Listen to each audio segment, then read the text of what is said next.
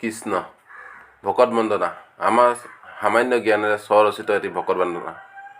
কৃষ্ণ আজি শুভক্ষণে আমাৰ গৃহতে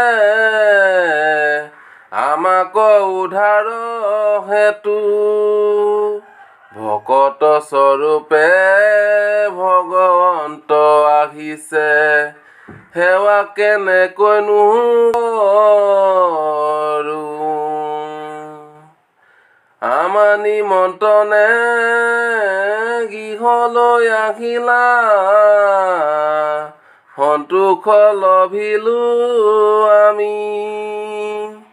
আদৰে সাদৰে কিম্বা বচনে যদি কিবা হ'লে ত্ৰুটি,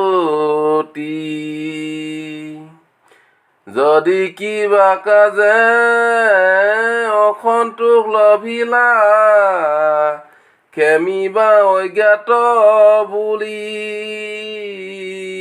সৰ্ব অপৰাধ খেমিও আমাৰ, আমাক কৰাই উদ্ধাৰ।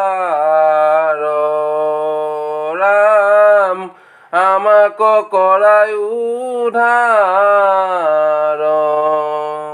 কৃষ্ণ।